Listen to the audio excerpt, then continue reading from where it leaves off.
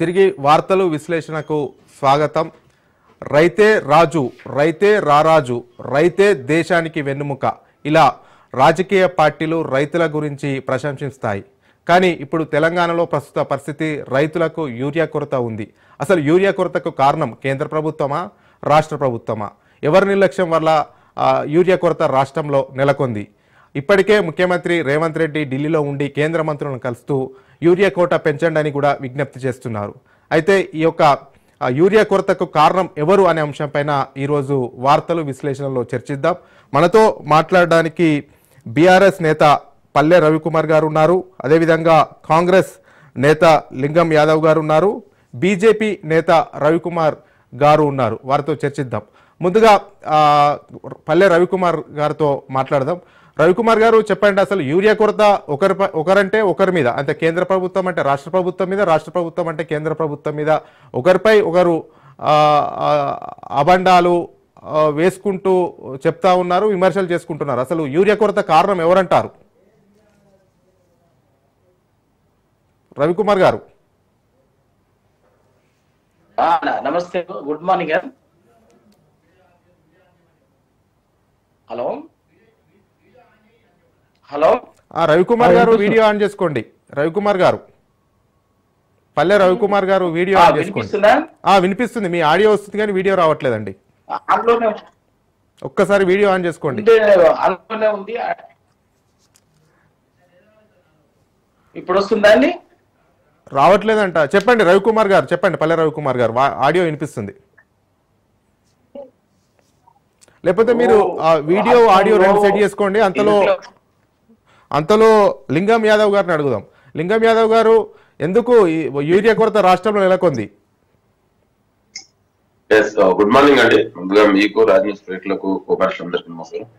Definite గా ఇవాళ కాంగ్రెస్ ప్రజాప్రభుత్వం గౌరవనీయ ముఖ్యమంత్రి రేవంత్ రెడ్డి గారి ఆధ్వర్యంలో రైతు అభివృద్ధి సంక్షేమమే ధ్యేయంగా రైతులకు గతంలో ఏ ప్రభుత్వాలు చేయనటువంటి మేలు ఇవాళ తెలంగాణ ప్రజాప్రభుత్వం చేస్తుంది. మీరు చూశారు, దేశ చరిత్రలోనే ఎన్నడూ ఎవరు ఏ ప్రభుత్వాలు చేయనటువంటి ఏకకాలంలోనే 22,000 కోట్ల రూపాయలు రుణమాఫీ చేసినటువంటి చరిత్ర కాంగ్రెస్ ప్రజాప్రభుత్వాన్ని. అదే విధంగా ఇవాళ మొన్ననే 9 రోజులలో 9,000 కోట్ల రూపాయలు ఇవాళ రైతు అకౌంట్ లో రైతు భరోసా ఇచ్చినటువంటి చరిత్ర కూడా కాంగ్రెస్ ప్రజాప్రభుత్వాన్ని. అదే విధంగా ఆనాడు గతంలో ఇదే కేసీఆర్ ఆనాడు ముఖ్యమంత్రిగా ఉన్నటువంటి వ్యక్తి ఆనాడు దుబ్బాక బై ఎలక్షన్ లో సన్న ఓట్లకు 500 రూపాయలు బోనస్ ఇస్తామన్నాడు. కానీ అది ఎగ్గొట్టిండు. కానీ ఇవాళ తెలంగాణ ప్రజాప్రభుత్వం ఇవాళ సన్న ఓట్లకు కూడా 500 రూపాయల బోనస్ ఇస్తుంది. అంటే తెలంగాణలో ఇవాళ రైతాంగం అంతా కూడా ఇవాళ ఆనందంగా ఉన్నారు. ఇవాళ రైతాంగం అంతా కూడా కాంగ్రెస్ ప్రజాప్రభుత్వం ఉంది. ఇవాళ ముఖ్యమంత్రి గారు కూడా చాలా స్పష్టంగా చెప్పారండి, రైతుల మా ప్రజాప్రభుత్వం యొక్క ప్రథమ ప్రాధాన్యత రైతులని ఆదుకోవాలి, రైతులకు ఏ ఇబ్బంది కూడా రావద్దని. మీరు చూశారు, గతంలో 10 ఏళ్లలో ఏ విధంగా ఇవాళ ఆనాడు ఒడ్లు కల్లాలలో తడిచినాయి, తరువు పేరు మీద మిల్లర్లు 10 ఏళ్లలో దోసుకున్నారో మనమందరం కూడా చర్చించాం గతంలో ఏ విధంగా జరిగింది. కానీ గతంలో లింగం యాదవ్ గారు, గతంలో జరిగినట్టు ఇప్పుడు కూడా జరుగుతుంది. గతంలో ఆ క్యూ లైన్లలో రైతులు నిలబడ్డారు, ఇప్పుడు కూడా మళ్ళా క్యూ లైన్లలో నిలబడే పరిస్థితి ఎదురవుతుంది. యూరియా కొరత వల్ల రాష్ట్ర ప్రభుత్వం అప్రమత్తం చేయలేదు కేంద్ర ప్రభుత్వం అనేది కూడా విమర్శలు వినిపిస్తున్నాయి. వస్తున్నా, అక్కడికి వస్తున్నాడు. ఇవాళ ఆ పరిస్థితి లేదంటున్నా. గతంలో కంటే తరువు పేరు మీద ఎక్కడ కూడా ఇవాళ దోపిడీ జరగలే. ఇవాళ గతంలో కంటే ఎక్కువ కూడా ఇవాళ మార్కెట్ యార్డ్ ఓపెన్ చేసి రైతుల నుంచి ధాన్యం సేకరించినటువంటి చరిత్ర కాంగ్రెస్ ప్రజాప్రభుత్వాన్ని.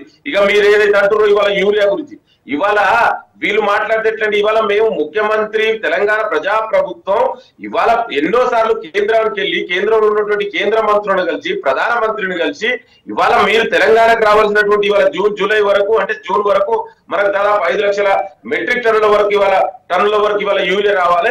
అది రాలేదు. దాని గురించి నిన్న కూడా ముఖ్యమంత్రి గారు ఢిల్లీలో చాలా స్పష్టంగా మంత్రిని కలిసి మాకు రావాల్సినటువంటి మా రైతాంగం ఇబ్బంది పడొద్దు, మీరు ఏది చేసినా కూడా రైతులను ఇబ్బంది పెట్టొద్దు, ఇవాళ తెలంగాణ రైతాంగానికి రావాల్సినటువంటి యూరియాని ఇమ్మీడియట్ గా మీరు పంపించండి, ఇది కేంద్రంలో పంపించాలి, మరి ఎందుకు డిలే చేస్తున్నారని కూడా ప్రశ్నించినటువంటి ప్రభుత్వం మాదండి. అంటే రైతులకు యూరియా కొరత ఉన్న తర్వాతనే కాంగ్రెస్ ప్రభుత్వం మేల్కొంది. యూరియా కొరత వచ్చింది, రైతులు లైన్లో నిలబడ్డారు, పాస్బుక్లు పెట్టారు, చెప్పులు పెట్టారు, తర్వాత వాళ్ళు ధరించే టవల్స్ లైన్లలో పెట్టుకొని ఇవన్నీ చూసిన తర్వాతనే కాంగ్రెస్ ప్రభుత్వం స్పందించింది, కేంద్ర ప్రభుత్వం దగ్గరికి పోయింది. ముందు ఎందుకు అలర్ట్ కాలేదనే విమర్శలు వస్తున్నాయి.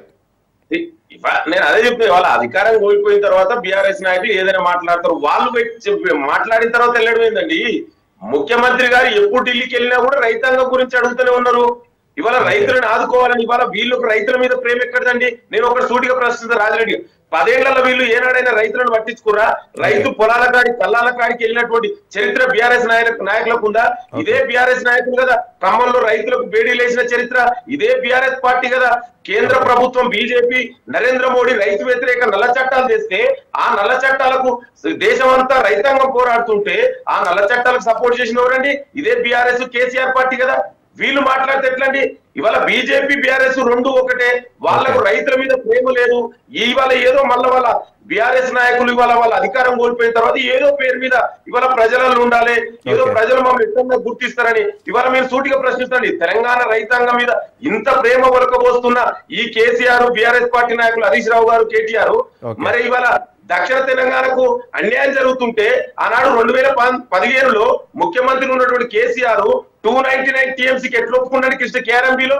మనకు రావాల్సిన ఇప్పుడు మనం యూరియా కొరత తెలంగాణ రాష్ట్రానికి రావాల్సిన నిధులు ఓకే అదే వస్తుందండి. వీళ్ళు చేసినటువంటి తెలంగాణ రైతాంగం మోసమే కదా. మరి ఇవాళ 299 ఒప్పుకోవడం వల్ల ఇవాళ తెలంగాణ, దక్షిణ తెలంగాణ బిడ్డగా చెప్తున్నా, ఇవాళ మాకు అక్కడ అన్యాయం జరిగింది. ఇవాళ అదే గోదావరి నుంచి పోలవరం నుంచి ఇవాళ బనకచెర్లకు నీళ్లు తీసుకుపోతుంటే ఈ అగ్రిమెంట్ ఎప్పుడు జరిగిందండి? 2016లో. మరి ఆనాడు ముఖ్యమంత్రి ఉన్నది ఎవరు? ఇవాళ మరి నీటి తోట ఈ దోపిడిగా తీసుకుపోతుంటే తెలంగాణ రైతాంగం నష్టపోతుంది కదా. ఇవాళ మీరు చేసినటువంటి ఇవన్నీ ఈ తప్పులను కప్పిపుచ్చుకోవడం కోసం ఇవాళ ప్రభుత్వం మీద మేము చెప్తున్నా ఒకటి గేట్లు ఓపెన్ చేసిర్రు, లేదా ఇప్పుడు యూరియా కొరత ఏందండి? గతంలో కూడా జరిగింది. ఇవాళ అయినా కూడా ప్రజాప్రభుత్వం ఎక్కడ కూడా వెనక రైతాంగం